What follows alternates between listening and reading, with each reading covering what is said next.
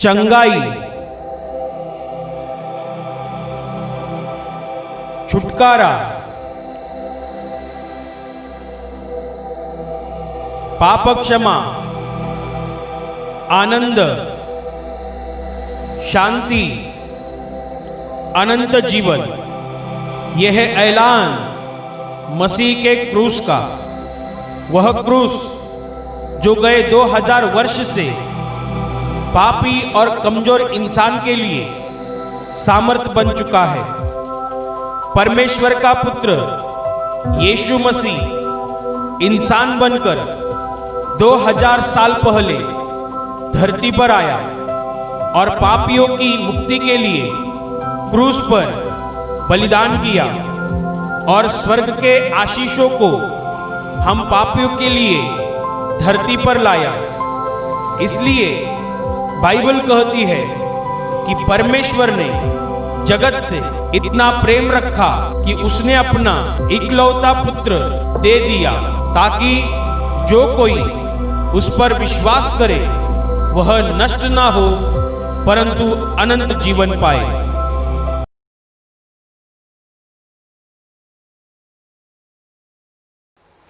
फिलिपियों के नाम पौलुस प्रेरित की पत्री अध्याय 2 वचन 25 से 27 तक मैं पढ़ रहा हूं, ध्यान से सुनिए। पर मैंने इपफ्रुदीतुस को, जो मेरा भाई और सहकर्मी और संगी योद्धा और तुम्हारा दूत और आवश्यक बातों में मेरी सेवा टहल करने वाला है, तुम्हारे पास भेजना आवश्यक समझा, क्योंकि उसका मन तुम सब में लगा हुआ था। इस कारण वह व्याकुल रहता था, क्योंकि तुमने उसकी बीमारी का हाल सुना था। निश्चय ही वह बीमार तो हो गया था, यहां तक कि मरने पर था, परंतु परमेश्वर ने उस पर दया की, और केवल उस पर ही नहीं पर मुझ पर भी की, कि मुझे शोक पर शोक ना हो। Hallelujah, hallelujah, hallelujah. प्रेरित पौलुस फिलिपियों को, कलीसिया को जो पत्री लिख रहा है, उस पत्री में वो एक इंसान के विषय में जिक्र कर रहा है, वो एक इंसान के विषय में बता रहा है, वो एक इंसान की सराहना कर रहा है, और उसका नाम है इपफ्रुदीतुस। ये थोड़ा अटपटा नाम है, मुझे लेने में भी और आपको समझने में भी थोड़ा अटपटा लगेगा। अब मराठी में अच्छा है एपफ्रुदीत, हिंदी में लिखा है इपफ्रुदीतुस ऐसा लिखा है, तो थोड़ा समझ लेना। हाँ, तो प्रेरित पौलुस उस इंसान के विषय में बता रहा है।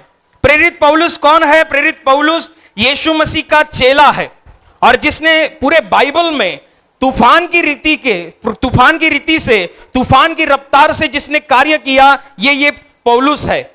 ये जो था, ये पहले यीशु मसीह का विरोध करता था, उसकी बातों का, उसके चेलों का ये विरोध करता था। तब वो शाऊल नाम से जाना जाता था, और बाद में जब परमेश्वर का अनुग्रह उस पर होता है और परमेश्वर अपने अनुग्रह के द्वारा इस जो जिसका नाम शाऊल था उसको पाचारण करता है अपने कार्य के लिए, तब यह पौलुस नाम से जाना जाता है और ये यीशु मसीह का कार्य करने लगता है। ये एक बहुत बड़ी बात है। ये जो पौलुस है, इसने बहुत तूफान की रफ्तार से कार्य किया है, जैसा कि बाइबल में किसी ने दूसरे और चेले ने नहीं किया है। ये बहुत ही परमेश्वर के कार्य के लिए बहुत ही ज्यादा उत्सुक था। ये बहुत ही परमेश्वर का कार्य एकदम तूफान की रीति से करता था। वो परमेश्वर के कार्य के लिए अपनी जान भी न्यौछावर करने के लिए तैयार था। सब चेले थे, लेकिन ये उसमें कुछ अलग था। ये इसलिए इसने बहुत सी पत्री, बहुत सी कलीसियाओं को लिखी। वो बहुत ही गहरी गहरी बातें और रहस्य भरी बातें कलीसियाओं को, यानी कि जो लोग यीशु मसीह पर विश्वास रखते हैं, उन लोगों को वे बताता था। प्रेरित पतरस ने भी पौलुस के विषय में ऐसा जिक्र किया कि पौलुस जो बोलता है, पौलुस जो बताता है, वो समझना थोड़ा मुश्किल है, ये क्योंकि वो बहुत ही गहरी बातें बताता था। पौलुस एक ऐसा परमेश्वर का चेला था, परमेश्वर का दास था, जिसको बहुत ही प्रमाण में, बहुत ही ज्यादा भारी मात्रा में परमेश्वर का ज्ञान प्राप्त हुआ था। परमेश्वर की छोटी छोटी बातें जो अपने आप में रहस्य भरी है, जो अपने आप में भेद से भरी है, उसको उन सब बातों का प्रकटीकरण था। बहुत ही अद्भुत ये चेला था, अद्भुत परमेश्वर का दास था, और जगह जगह जाकर वो परमेश्वर के राज्य के बारे में सुसमाचार बताता था। लोग विश्वास रखते थे, उसके द्वारा भी कई को चमत्कार होते थे। ऐसा लिखा गया है कि जब प्रेरित पौलुस के ऊपर कोई गमछा डाल देता था या कोई वस्त्र डाल दिया जाता था, और वही वस्त्र निकालकर अगर किसी बीमार इंसान पर डालते थे, तो उसी क्षण उसी घड़ी वो बीमार इंसान चंगा हो जाता था।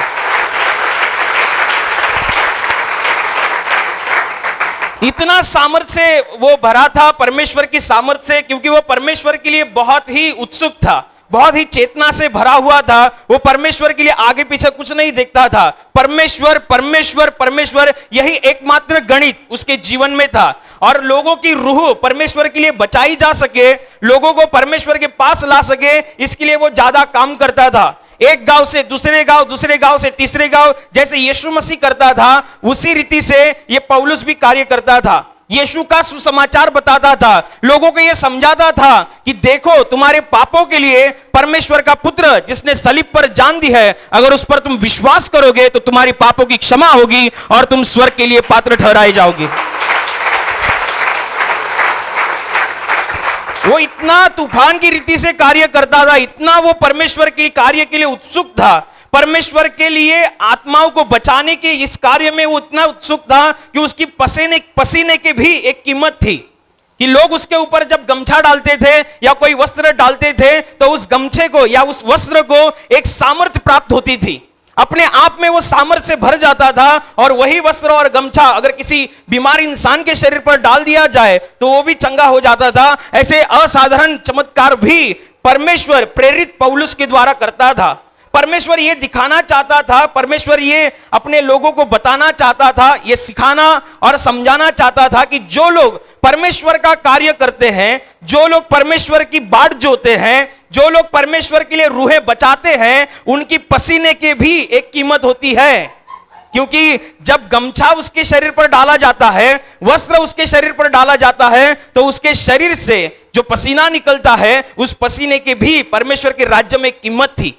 इसका मतलब हम जो इस धरती पर स्वर्ग का कार्य कर रहे हैं, अगर हम रूहों को बचा रहे हैं, अगर हम सुसमाचार बता रहे हैं, तो हमारी पसीने की भी स्वर्ग के राज्य में एक कीमत होती है। वो आप समझने के ऊपर है।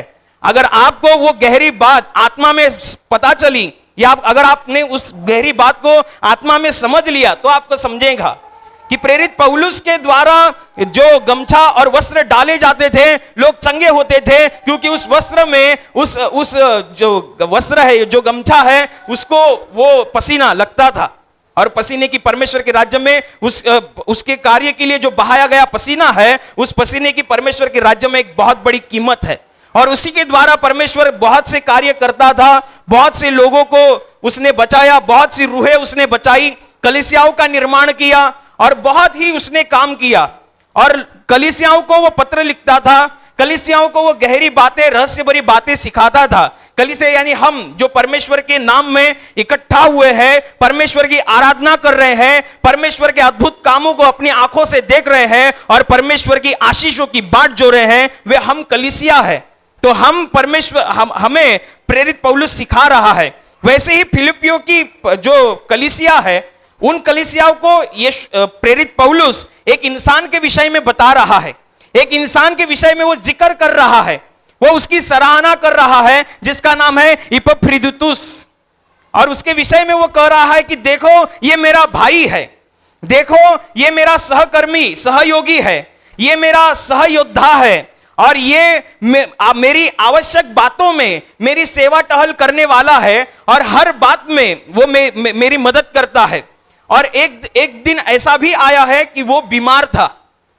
प्रेरित पौलुस उस इंसान के विषय में जिक्र कर रहा है कि एक दिन ऐसा भी आया कि वो बीमार था, और इतना बीमार था, इतना बीमार कि वो मरने की कगार पर था।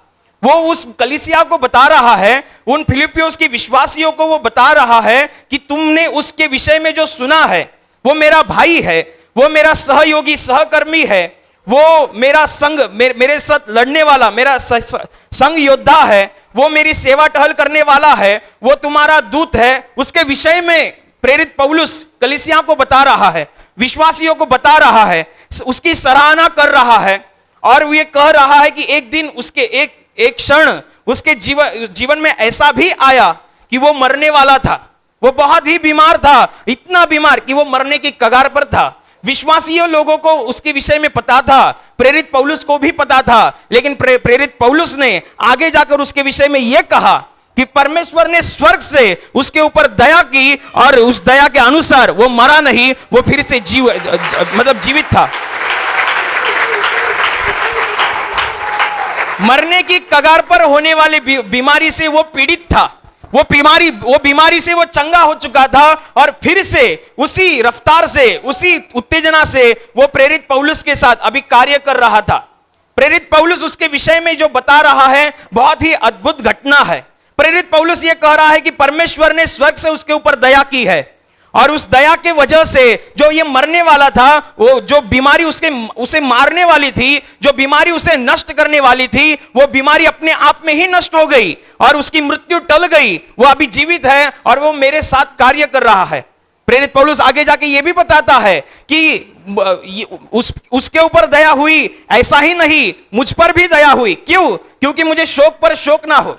प्रेरित पौलुस जब इस संसार में कार्य कर रहा था, प्रभु यीशु मसीह का जब वो कार्य कर रहा था, तो बहुत सी चीजें ऐसी थी, बहुत सी बातें ऐसी थी जो बहुत निराशाजनक थी, दुख देती थी या शोक महसूस होता था। लेकिन उन शोक की तरफ वो देखता नहीं था ज्यादा, उन निराशाओं की तरफ वो ज्यादा देखता नहीं था, क्योंकि उसके सामने केवल एक ही चीज थी कि प्रभु यीशु स्वर्ग में मेरी राह देख रहा है।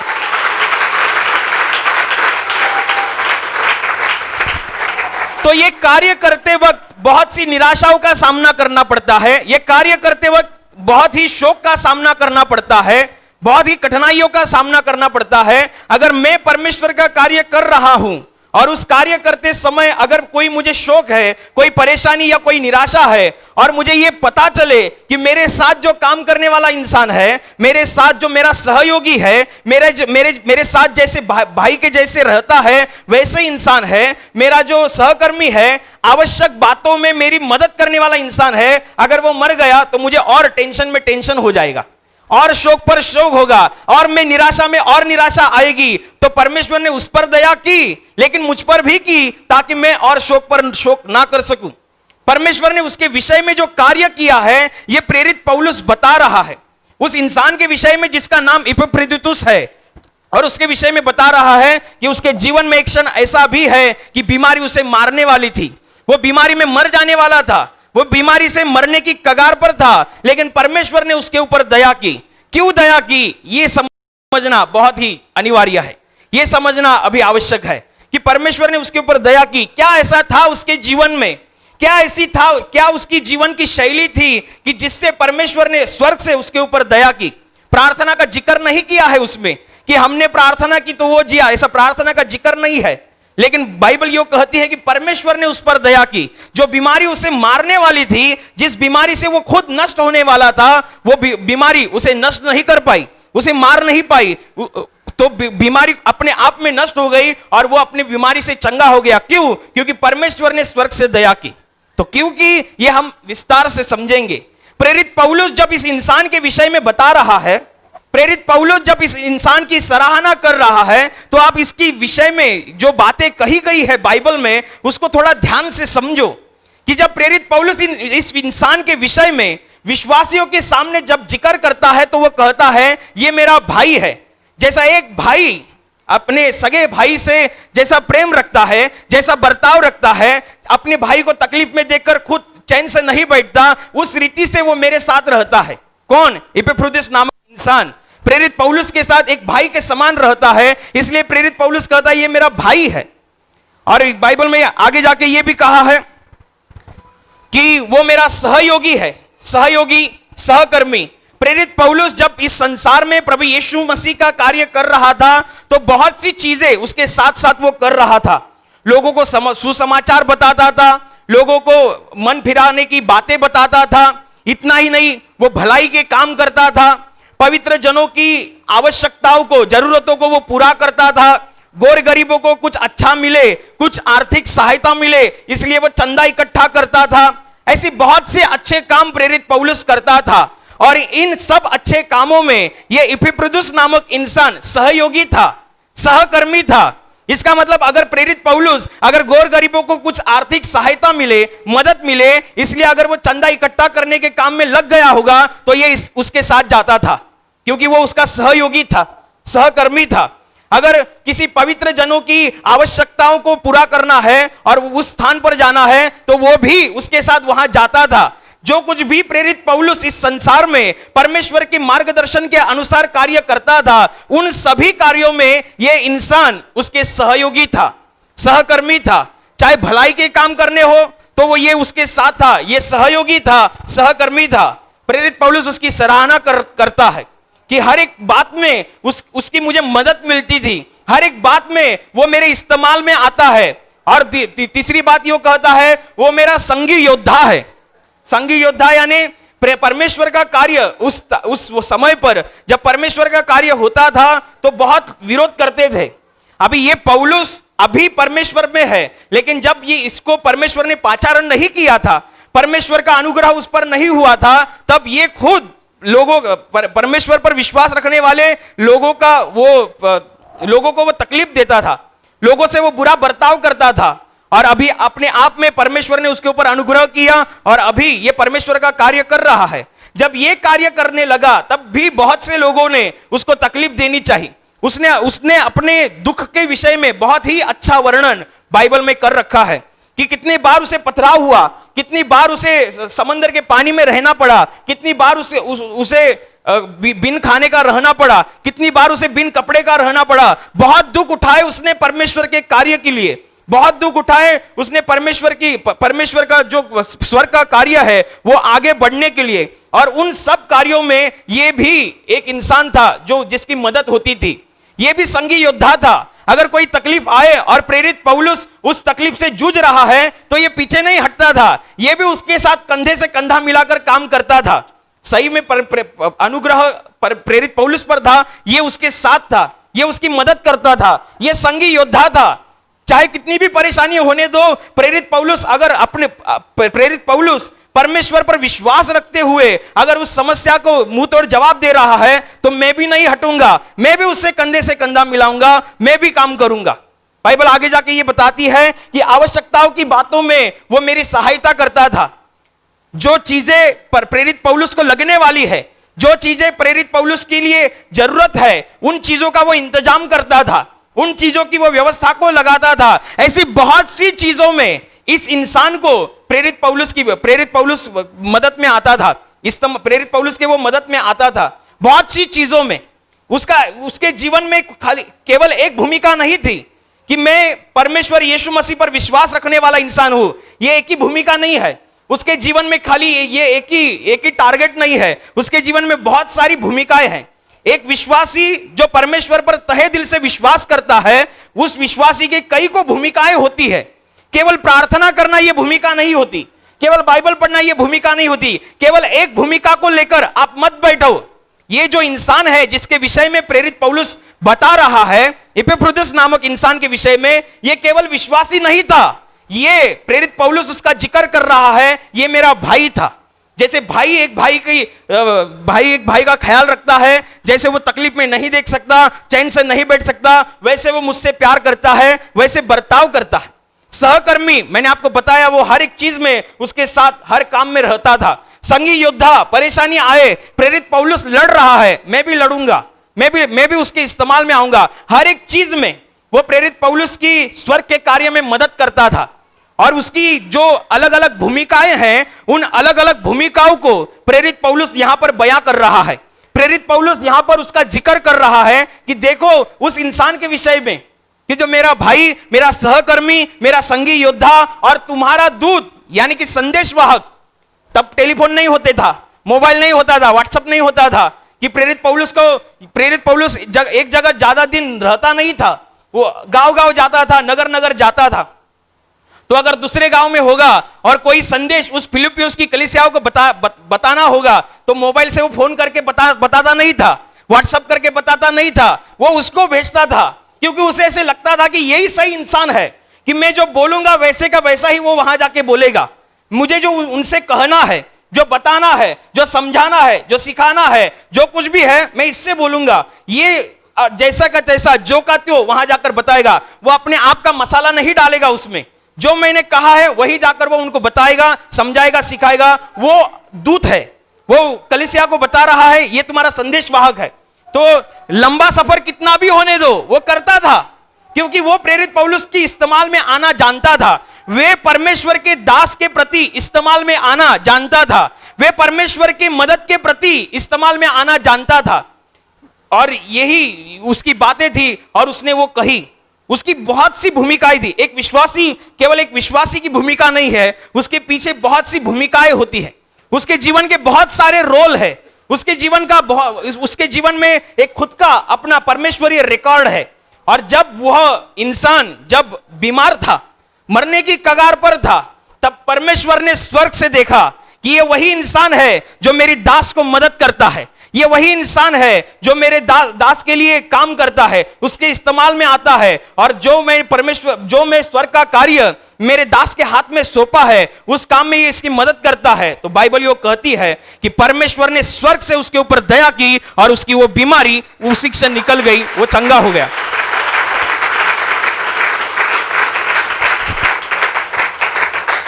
वो कितना काम करता था, आवश्यकताओं की बातों में वो मेरी मदद करता था, वो मेरी सेवा करता था। उसे ऐसे लगा कि परमेश्वर का दास जो प्रेरित पौलुस है, उसको इस बात की जरूरत है, तो वो कुछ व्यवस्था करता था कि वो चीज उसे मिले।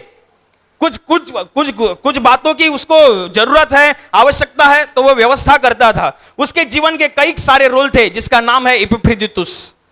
कई सारे रोल, और परमेश्वर ने उसके ऊपर दया की। और उसका दया होने का कारण यह था कि उसके जीवन में परमेश्वर के प्रति, परमेश्वर के राज्य के प्रति बहुत सी भूमिकाएं थी। जब हम हमारे जीवन में बहुत सी भूमिकाएं बनाते हैं, हम हमारे जीवन में बहुत से परमेश्वरीय एक आत्मिक रिकॉर्ड को बनाते हैं, तब परमेश्वर, जब हमें जरूरत होती है, अभी इस इंसान को जरूरत थी क्योंकि ये मरने की कगार पर था, बीमारी उसे खाने वाली थी, बीमारी उसे मारने वाली थी, लेकिन उसका रिकॉर्ड परमेश्वर के सामने था। उसकी बातें जो उसने परमेश्वर के कार्य के प्रति की है, उसकी बातें जो उसने परमेश्वर के दास के प्रति की है, वो सब बातें परमेश्वर के नजरों के सामने थी, और उसी बातों के तहत परमेश्वर ने स्वर्ग से दया की और वो इंसान मरने से बचा। बहुत सी भूमिकाएं होती है। एक विश्वासी होने के नाते, एक विश्वासी के तौर पर आपकी क्या भूमिकाएं हैं? आपके जीवन में आप परमेश्वर के प्रति क्या क्या रोल निभाते हैं? ये इतना ही नहीं कि परमेश्वर ने केवल उसके ऊपर दया की। बाइबल कहती है परमेश्वर ने पौलुस के ऊपर भी दया की। पौलुस भी इस बात को मानता है कि केवल उस पर ही नहीं, मुझ पर भी दया की, ताकि मुझे शोक पर शोक ना हो, मुझे और निराशा में निराशा ना हो, इसलिए परमेश्वर ने मुझ पर भी की। अगर आप परमेश्वर के दास के प्रति इस्तेमाल में आना जानते हैं, आप परमेश्वर के दास को मदद करना जानते हैं, तो बाइबल के अनुसार और इस वचन के अनुसार परमेश्वर स्वर्ग से आपके ऊपर दया करेगा और आप भी अपनी परेशानी से निकल जाओगे। उसके जीवन में बहुत सी भूमिकाएं थी, बहुत सी भूमिकाएं, और उसके जीवन में इतनी बड़ी समस्या आई, एक क्षण ऐसा भी आया, इतनी बड़ी समस्या कि उसकी जान पर आ पड़ी, उसकी जान जाने वाली थी। बाइबल कहती है वो मरने की कगार पर था, मरने की कगार पर, इतनी बड़ी मुश्किल में, इतनी बड़ी आपदा में, इतनी भारी विपत्ति में वो अपने आप को देख रहा था। लेकिन परमेश्वर अन्यायी नहीं है, परमेश्वर सब बातों में न्यायी परमेश्वर है। उसने देखा कि इसका पसीना मेरे कार्य के लिए लगा है, इसकी मेहनत मेरे कार्य के लिए लगी है, ये मेरे दास के इस्तेमाल में आया है। मैं जो न्यायी परमेश्वर तेरे कामों को याद करते हुए स्वर्ग से तुझ पर दया करूंगा, तुझे आशीषों से भर दूंगा। रिकॉर्ड बनना चाहिए, हमारी भूमिकाएं बननी चाहिए। एक विश्वासी की कई को भूमिकाएं होती है। आपकी भूमिका क्या है? कि हां मैं विश्वासी हूं, ये एक ही भूमिका है। जब आपके जीवन में ऐसी कोई समस्या आएगी, आपके जीवन में अगर ऐसी कोई भारी आपदा आएगी, आपके जीवन में कोई ऐसी भारी विपत्ति आएगी, तो परमेश्वर स्वर्ग से देखेगा तो उसको कुछ दिखना तो चाहिए।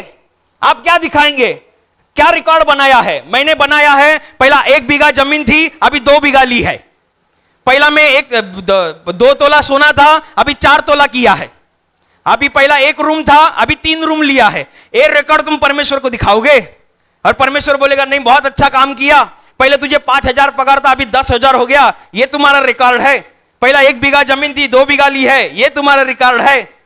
क्या रिकॉर्ड दिखाएंगे? पहला मैं कम पढ़ा था, अभी मैंने ये ग्रेजुएशन किया है, ये रिकॉर्ड दिखाओगे? परमेश्वर को रिकॉर्ड दिखाना है तो आपको आत्मिक रिकॉर्ड दिखाना होगा, परमेश्वरीय बातों का रिकॉर्ड दिखाना होगा, परमेश्वर के वचनों पर आधारित रिकॉर्ड को दिखाना होगा।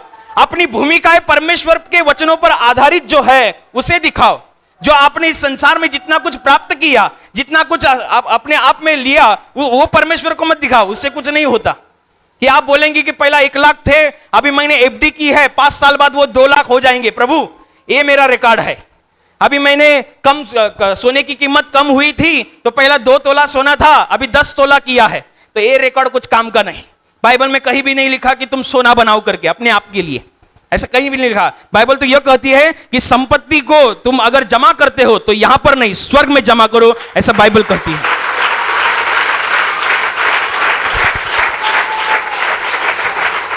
एक विश्वासी होने के नाते आपकी क्या भूमिकाएं परमेश्वर के सामने है? एक विश्वासी होने के नाते आपका क्या रिकॉर्ड परमेश्वर के सामने है? यह बहुत महत्वपूर्ण है, बहुत महत्वपूर्ण। आप क्या क्या भूमिकाओं को अदा करते हैं? जब प्रेरित पौलुस ने उस इंसान के विषय में, इपफ्रुदीतुस के नामक इंसान के विषय में जब कहा, तो केवल ऐसा नहीं कहा कि वो एक विश्वासी है, ऐसा कहा कि वो मेरा भाई है, क्योंकि वो परमेश्वर के दास के साथ भाई की तरह रहता था। उसने ऐसे कहा कि वो मेरा सहयोगी है। प्रेरित पौलुस जो प्रभु यीशु मसीह का कार्य इस धरती पर कर रहा था, वो जिन कामों में हाथ डाले उन कामों में वो सहयोग देता था, वो संगी योद्धा था। प्रभु यीशु मसीह का कार्य जब इस संसार में करते वक्त जब कोई परेशानी आती थी या कोई संकट आता था और प्रेरित पौलुस उससे जूझता था, तो वो भी सहयोगी था, वो भी उसके साथ लड़ता था, वो भी कंधे से कंधा मिलाता था, वो पीछे हटता नहीं था। जितना हो सके वो अपने आप से परमेश्वर के दास के लिए करता था, जितना हो सके वो अपने आप को परमेश्वर के कामों के लिए इस्तेमाल में इस्तेमाल में ला सकता था, और वो लाता था। और इसी वजह से उसका रिकॉर्ड बन गया, इसी वजह से उसकी परमेश्वरीय भूमिकाएं बन गई जो उसके परमेश्वर के वचनों पर आधारित है। आपकी जीवन की क्या भूमिकाएं है? आप बोलेंगे कि हम रविवार को प्रार्थना में आते हैं, ये एक ही है, और क्या है? आप बोलेंगे कि हम टाइम मिलेगा तो घर में प्रार्थना करते हैं, ये भी आधी बात है, मतलब 1.5 बात हो गई। आप बोलेंगे कि टाइम मिलेगा तो हम बाइबल पढ़ते हैं, ये भी आधी बात। केवल 2 ही बात, केवल आपके जीवन में 2 ही भूमिकाएं हैं। इसका विषय पढ़ो, इसकी बातों को देखो, जिसके विषय में प्रेरित पौलुस जिक्र कर रहा है उसकी भूमिकाओं को देखो।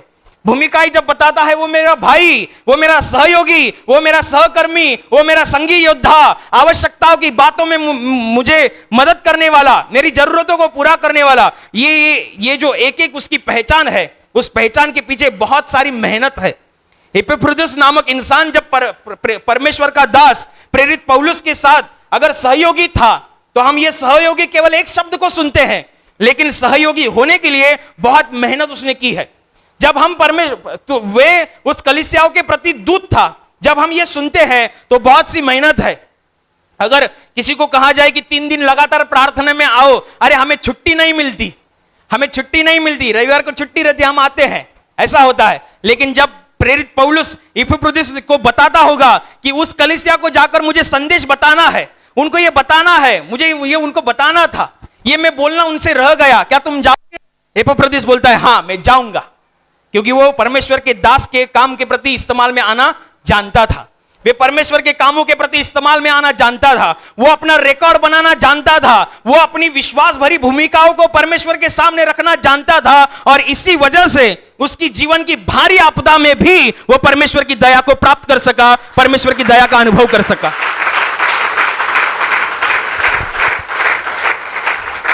आपकी भूमिकाएं कितनी है? आप जांचो, मैं कितनी भूमिकाओं को अदा करता हूं।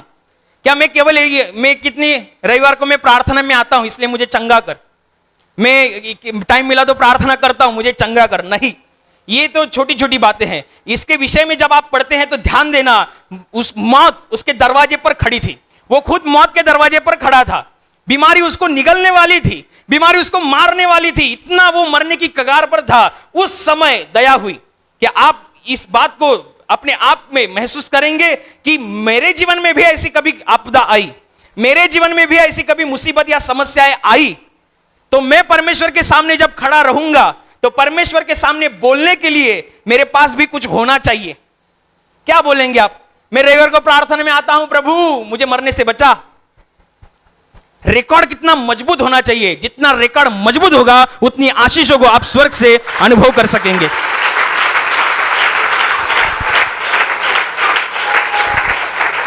परमेश्वर के राज्य में अपना रिकॉर्ड बनाना सीखो। परमेश्वर के राज्य में एक विश्वासी होने के नाते परमेश्वरीय भूमिकाओं को बनाना सीखो। हर एक भूमिकाएं होती है। बाइबल पढ़ना यह आपकी एक भूमिका है, प्रार्थना पढ़ना यह आपकी भूमिका है, सुसमाचार बताना यह आपकी भूमिका है, नित्य क्रम से प्रार्थना सभा में हिस्सा लेना यह आपकी भूमिका है। यहां पर जितनी गवाहियां होती हैं वो गवाहियां अगर आप अंधकार के लोगों को जाकर बताएंगे, जो अपने आप में निराशा में है, जो अपने आप में दुख में है, उनको जाकर बताएंगे, एक आशा का किरण, परमेश्वर का प्रकाश उस अंधकार के जीवन में रहने वाले इंसान को देंगे, तो ये आपकी एक भूमिका है। यहां पे जो झाड़ू मारते हैं ये एक भूमिका है, यहां पे जो ग्लास धोते हैं ये एक भूमिका है, यहां पे जो सिस्टम संभालते हैं ये एक भूमिका है, यहां पे जितने लोग खड़े हैं ये अपने आप में एक भूमिका है। जितनी भूमिकाएं आप बजाएंगे उतना परमेश्वर के राज्य में आपको ज्यादा आशीष मिलेंगे।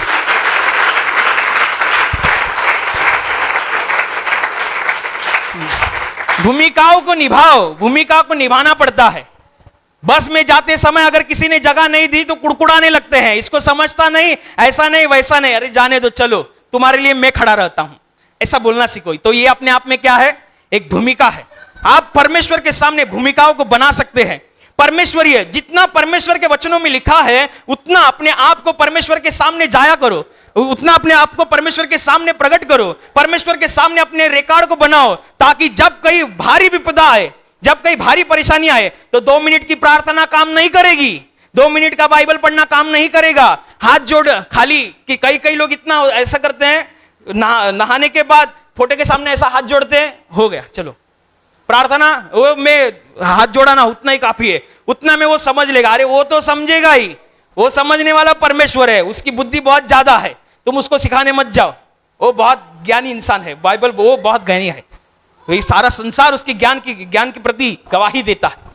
तो ऐसे लोग करते हैं ऐसा, तो ये आपको बचाएगा नहीं। आपकी भारी विपदा में, आपकी भारी आफत में, भारी संकट में ऐसी बातें जो जान पर आन पड़ती है, ऐसी बातों में 2 मिनट की प्रार्थना क्या काम करेगी? आपका रिकॉर्ड बड़ा होना चाहिए। अगर आप नित्य क्रम से प्रार्थना करते हैं, आप आधा घंटा 1 घंटा रोज प्रार्थना करते हैं, लेकिन आज ऐसा वक्त है कि आपका शरीर साथ नहीं दे रहा है, आप लगातार रोज आधा घंटा प्रार्थना करते हैं, 1 घंटा प्रार्थना करते हैं, लेकिन एक दिन ऐसा भी आएगा कि आपका शरीर साथ नहीं देगा, आप अपने आप को बीमारी में महसूस करेंगे, आप अपने आप को परेशानी में महसूस करेंगे, शरीर साथ नहीं देगा हाथ जोड़ने के लिए, घुटने साथ नहीं देंगे टेकने के लिए, लेकिन उस समय अगर 2 मिनट की प्रार्थना करेंगे तो वह प्रार्थना आपके जीवन में कार्य करेगी।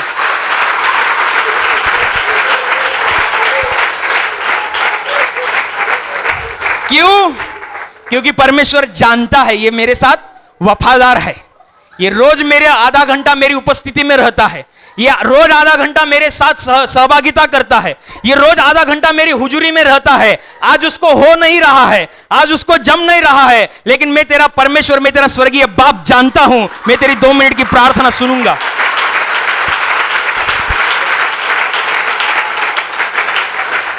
और जो लोग 2 मिनट की, रोज 2 मिनट की प्रार्थना करते हैं, उनका क्या होता है मैं बताता हूं। रोज 2 मिनट की प्रार्थना करते हैं, रोज 2 मिनट। जब उनके जीवन में ऐसा तकलीफ आती है, हे प्रभु कैसे भी करके मुझे चंगा कर दे, जब मैं चंगा हो जाऊंगा तो आधा घंटा प्रार्थना करूंगा, जब मैं चंगा हो जाऊंगा मैं 15 मिनट प्रार्थना करूंगा। अरे हमारा परमेश्वर तो दयालु है, वो तो करता है, करने के बाद अरे प्रभु आज टाइम नहीं है, कल देखेंगे 15 मिनट का। अरे प्रभु इतना दयालु है, इतना दयालु। लेकिन परमेश्वर के सामने हमारा रिकॉर्ड बनना चाहिए, एक ऐसा रिकॉर्ड जो परमेश्वर के सामने, परमेश्वर के स्मरण में आए।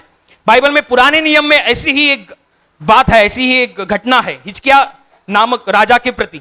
ये हिजकिय्याह नामक राजा, ये भी परमेश्वर से वफादार था, ये भी पापों से दूर रहता था, जो परमेश्वर को अच्छा लगे वही वो करता था।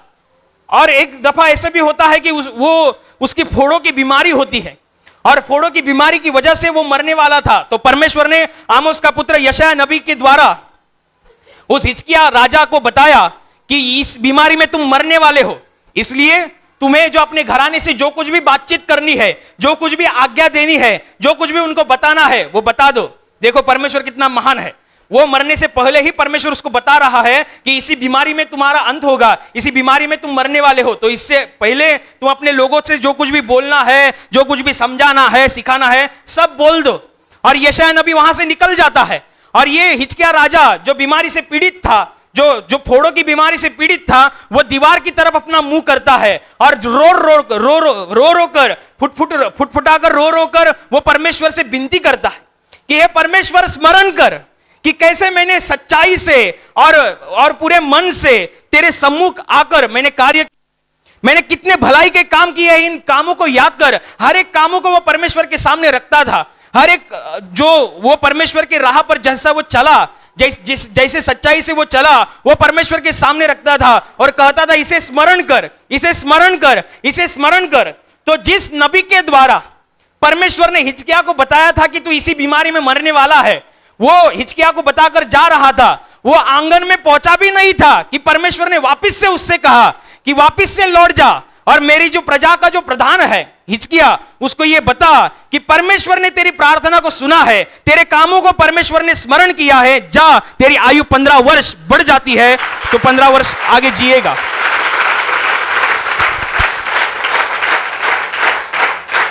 जो कुछ ही घंटों का मेहमान था, कुछ ही दिनों का मेहमान था, वो अपना रिकॉर्ड परमेश्वर के सामने रखता है तो उसके कितने दिन बढ़ते हैं? 1 घंटा नहीं बढ़ता, 2 घंटा नहीं, 3 घंटा नहीं, 1 दिन नहीं, 2 दिन नहीं, 15 साल पर परमेश्वर 15 साल उसके बढ़ाता है। यह अपने आप में अद्भुत गवाही है, यह अपने आप में अद्भुत बातें हैं। परमेश्वर बहुत ही रहस्य से भरा है। प्रभु यीशु मसीह में सब बातें हमें परमेश्वर से सीखने को मिलती है। तो आप अपना रिकॉर्ड बनाओ ताकि आपके जीवन में कोई ऐसी समस्या है, कोई ऐसी भारी आपदा है, तो परमेश्वर के सामने आपके काम याद किए जाए। आपने जो कुछ भी परमेश्वर के प्रति किया है, उन सब बातों को याद किया जाए। ऐसा आपको करना चाहिए, आपको रिकॉर्ड बनाना चाहिए। आप हर एक बात में रिकॉर्ड बना सकते हैं, आप कर सकते हैं। अपने आप में जो बातें हैं वो कर सकते हैं। आप झाड़ू मार सकते हैं, हाँ मार सकते हैं। आप कुछ ना कुछ काम कर सकते हैं। आप सुसमाचार बता सकते हैं, हाँ बता सकते हैं। आप किसी को गवाही दे सकते हैं, हाँ दे सकते हैं। किसी को प्रार्थना सभा में ला सकते हैं ताकि उसका जीवन बदले, ताकि वो भी उन आशीषों का अनुभव करे जो हम ले रहे हैं। आप ये भी कर सकते हैं। अपनी जीवन की भूमिकाओं को बनाओ। अपनी व्यक्तिगत प्रार्थना जो है, जो आप अकेले में करते हैं, वो इस अकेली प्रार्थना के टाइम, उस समय ज्यादा से ज्यादा बढ़ाओ, ज्यादा से ज्यादा बाइबल पढ़ो, ज्यादा से ज्यादा जो ख्रिस्ती माहौल है, मसीह माहौल है, उस माहौल में अपने आप को बनाए हुए रखो, ताकि जितना ज्यादा आप रिकॉर्ड को बनाएंगे, जितनी आप अपनी भूमिकाओं को बनाओगे, वो बहुत महत्वपूर्ण है। संसार में आपने कितने रोल अदा किए, संसार में आपने क्या प्राप्त कर लिया, संसार से आपको क्या लाभ मिला, यह परमेश्वर के सामने नहीं याद किया जाएगा। तो परमेश्वर के सामने आपने उसके राज्य के लिए, आपने उसके राज्य में, उसके वचनों के प्रति, उसके प्रति जो कुछ भी किया है, जो आत्मिक किया है, वो याद किया जाएगा। हर एक बात में रिकॉर्ड होता है, हर एक बात में।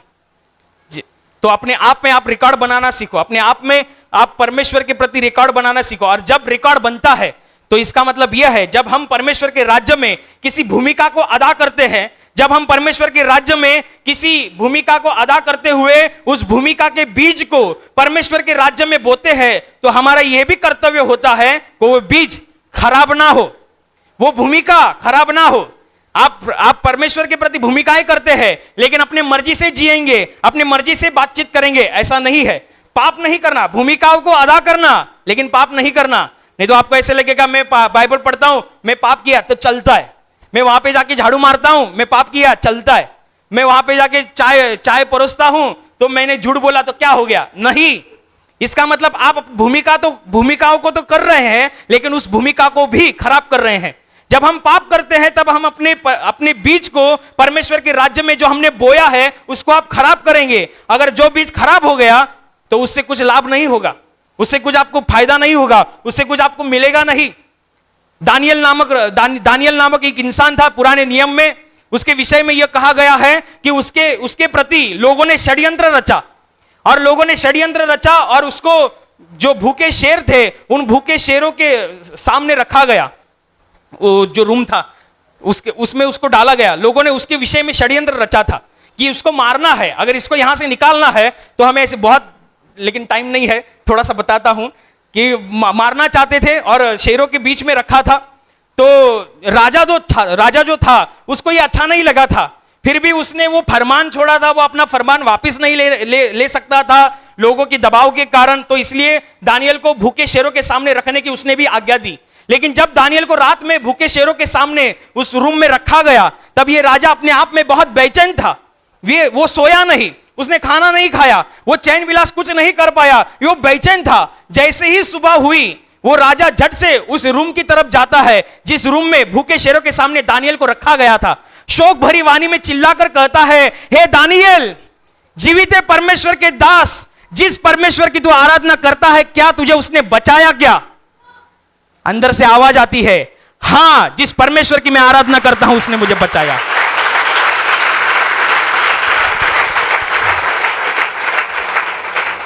जिसकी मैं आराधना करता हूं उसने मुझे बचाया है, क्योंकि उसने अपना दूध भेजकर इन शेरों का मुंह बंद किया, क्योंकि उसके सामने मैं निर्दोष पाया गया। वो कारण भी देता है, परमेश्वर ने अगर स्वर्ग से दूध भेजे हैं और इस भारी आपत्ति में मौत मेरे सामने खड़ी है, कितने भूखे शेर अपने मेरे सामने खड़े हैं, लेकिन परमेश्वर ने मेरी सहायता के लिए स्वर्ग से दूतों को भेजा और इन शेरों का मुंह बंद कर दिया है। क्यों बंद कर दिया है? क्योंकि उसके सामने मैं निर्दोष पाया गया हूं, उसके सामने मैं धर्मी पाया गया हूं, उसके सामने मैं पाप रहित पाया गया हूं। इसका मतलब जो चीजें वो परमेश्वर में करता था, अच्छी बातें, जैसे कि इस इंसान ने की, जो अपनी भूमिकाओं को परमेश्वर के सामने रखता था, उनके साथ साथ वो पाप नहीं करता था, उन बीजों को, उस भूमिकाओं को वो खराब नहीं करता था। इसलिए हम जो भूमिका है, हम जो रिकॉर्ड बनाएंगे, तो उसके साथ पाप नहीं करना है। अगर पाप करेंगे तो भूमिका खराब हो जाएगी, रिकॉर्ड खराब हो जाएगा, रिकॉर्ड धुंधला हो जाएगा। और जब भारी विपत्ति में आप परमेश्वर के सामने आकर कहेंगे, हे प्रभु, हमने तेरे नाम से शुद्ध आत्माओं को निकाला, परमेश्वर कहता है, कौन बोल रहा है? क्योंकि मुझे धुंधला दिख रहा है, क्योंकि तू दुष्कर्म भी करता था, तू पाप में भी था, तू वहां पे जाके झाड़ू तो मारता था, लेकिन तू झूठ भी बोलता था, लेकिन तू दूसरों को फंसाता भी था। तो ऐसा है कि परमेश्वर के राज्य में जब हम भूमिकाओं को बनाते हैं, परमेश्वर के राज्य में जब हम रिकॉर्ड बनाते हैं, तो पाप नहीं करना। अगर करेंगे तो रिकॉर्ड खराब हो जाएगा। ये आपके ऊपर है। आपने जितना समय देकर, जितनी मेहनत कर कर, जितना पसीना गवाकर आपने परमेश्वर के सामने, परमेश्वर के वचनों पर जितना रिकॉर्ड बनाया है, उसको खराब मत करो, उसको जाया मत करो। तो दिन ब दिन रिकॉर्ड कितना ज्यादा मजबूत होगा और कितनी भूमिकाएं ज्यादा से ज्यादा जीवन की इस शैली में और ज्यादा मजबूत होगी, ये आपको देखना है। जब ये होगा तो स्वर्ग से हमारे ऊपर दया होगी, हमारे ऊपर आशीषें आएंगी। हालेलुया। और अभी प्रार्थना करने का समय है।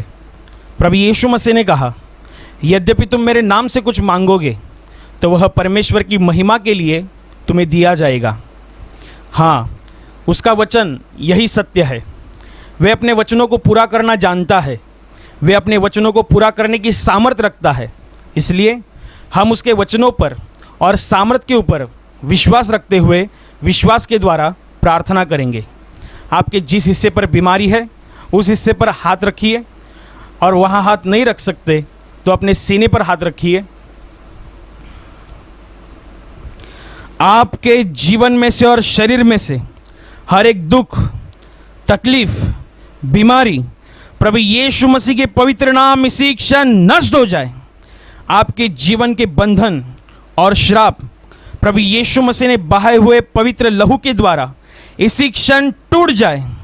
आपके जीवन की समस्या और शैतान का भयावह अंधार प्रभु यीशु मसीह के दिव्य और पवित्र प्रकाश के द्वारा इसी क्षण नष्ट हो जाए। आप पर, आपके परिवार के ऊपर प्रभु यीशु मसीह के महान आशीष आए। आमीन।